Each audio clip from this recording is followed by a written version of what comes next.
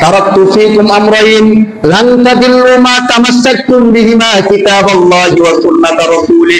আমি চলে যাচ্ছি, কিন্তু তোমাদের মাঝে আমি দুইটা জিনিস রেখে যাচ্ছি, যতক্ষণ পর্যন্ত দুইটা জিনিস আঁকড়ে ধরবে ততক্ষণ পর্যন্ত তোমরা গুমরাহ হবে না।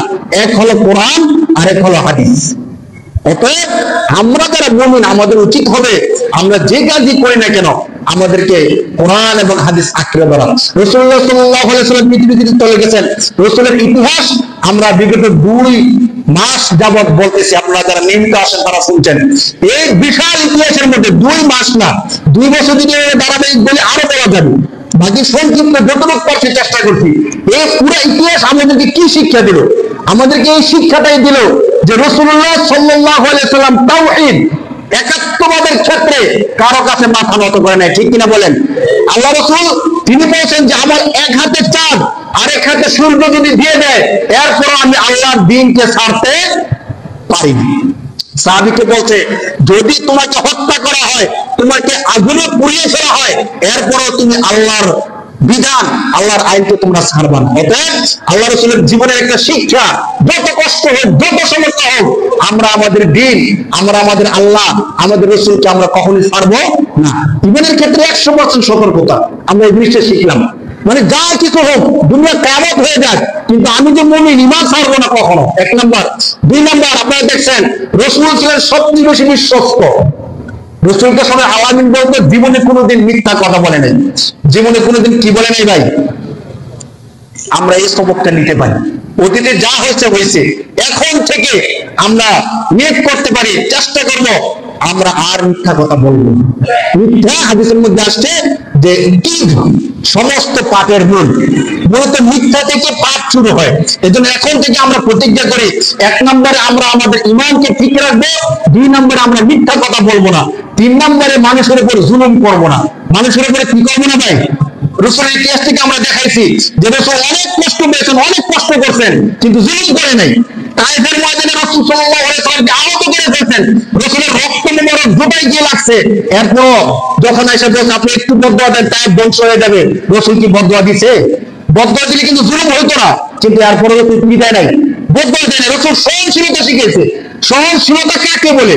যদিও সম্প্রীতির বয়ান আমাদের দেশে দেওয়া হয় যে অমুক দেশের মধ্যে সম্প্রীতি আছে, আমাদের দেশে সম্প্রীতি নাই। আপনি বিশ্বাস করেন বাংলাদেশের মধ্যে সমস্ত বাংলাদেশের মধ্যে জাতি, গোষ্ঠী, বর্ণ সবাই একসাথে মিলেমিশার সবচেয়ে সুন্দর দৃষ্টান্ত বাংলাদেশের মধ্যে সবচেয়ে বেশি।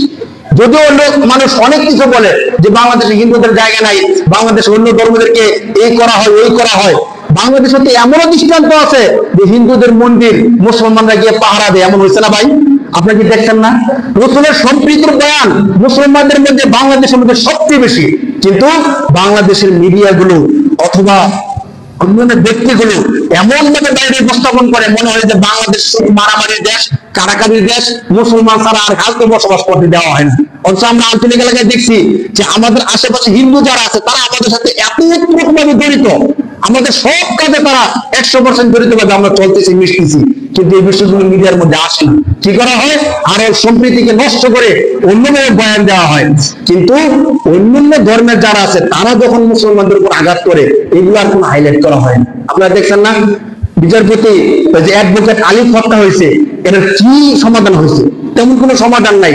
কিছুদিন আগে মাত্র গাজীপুরের এক খতিবকে যখন তিনি একটা বয়ান দিচ্ছেন, আপনাদেরকে সংক্ষিপ্ত বলি, তিনি একটা বয়ান দিচ্ছেন যেন কোন মুসলিম মেয়েরা হিন্দু যুবকের প্রেমে পড়ে তাদের জীবনকে নষ্ট না করে। সচেতনতা আমরা করতেই পারি, খতিবের দায়িত্ব তো সচেতন করা। তিনি এই বিষয়টা সচেতন করছেন, যাকে লাভ জিহাদ বা তারা অনেক পরিভাষায় তারা বলে, এই বিষয়ে তিনি সতর্ক করছেন যেন হিন্দু যুবকের প্রেমে পড়া মুসলমান মেয়েরা যেন তাদের জীবনকে, ভবিষ্যৎকে, ফিউচারকে নষ্ট না করে। তখন ইসকনের পক্ষ থেকে তাকে অনেকগুলো চিঠি দেওয়া হলো, কয়েকবার ধাপে ধাপে। তিনি চিঠিগুলো শুনলেন না। কি চিঠি দিল? যে আপনি ইসকনের ব্যাপারে ভালো কিছু বলেন, ইসকনের ব্যাপারে মন্দ কিছু বললেন না। তিনি যখন তাদের চিঠি অনুযায়ী কথা বলছে না, তখন তাকে গুম করে ফেলার হুমকি দেওয়া হলো।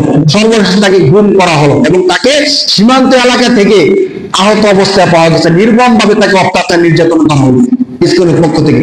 এই কাজগুলো যদি করেন, আপনারা কেন এই কাজগুলো করেন? বাংলাদেশ একটা সুন্দর শান্তিময় দেশ, এই দেশে কেন আপনারা অশান্তি করার চেষ্টা করেন? আমরা আমাদের পক্ষ থেকে বলবো, প্রশাসন যারা আছেন অবশ্যই মানে দ্রুত আপনারা এই যে বিচারের আওতায় আনার চেষ্টা করেন। কিন্তু তারা কি করে? এটাকে জিয়ে রাখে। এই যে জিয়ে থাকতে থাকতে একটা আন্দোলন বিচার বিশ্লেষণ না হওয়ার কারণে এই বিষয়টা অনেক বড় ইস্যুতে দাঁড়ায়।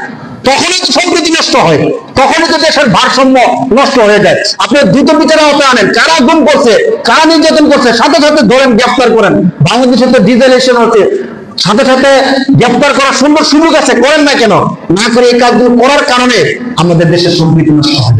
যার কারণে সারা দেশে এখন দাবি উঠছে যে জঙ্গি সংগঠন ইসকন যারা আছে তাদেরকে অতি সত্বর যেন প্রশাসন সরকার নিষিদ্ধ ঘোষণা করে। যদি বাংলাদেশের মধ্যে অনেক সংগঠন আছে যারা উগ্র হওয়ার কারণে তাদেরকে নিষিদ্ধ করা হয়েছে, ইসকন তাদের তো অনেক ভূমিকা আছে, যে ভূমিকায় 100% উগ্রতার প্রমাণ পাওয়া গেছে। কেন ইসকনকে নিষিদ্ধ করবেন না? অতএব আমরা বলবো, যারা বাংলাদেশের অস্তিত্বকে মানে না, যারা বাংলাদেশের মধ্যে বিশৃঙ্খলা সৃষ্টি করতে চায়, তাদের ব্যাপারে দ্রুত সিদ্ধান্ত নেন এবং বাংলাদেশের মধ্যে উগ্র যে সংগঠন ইসকন তাদেরকে নিষিদ্ধ করার দাবি সমস্ত মুসলমানের এখন পানের দাবি হয়ে দাঁড়িয়েছে। আমরা বলবো, বাংলাদেশ সরকার প্রশাসন তারা যেন এই বিষয়টা উদ্যোগ নেয়। আল্লাহ তাআলা আমাদের সবাইকে বুঝার তৌফিক দান করুন বলে আমিন।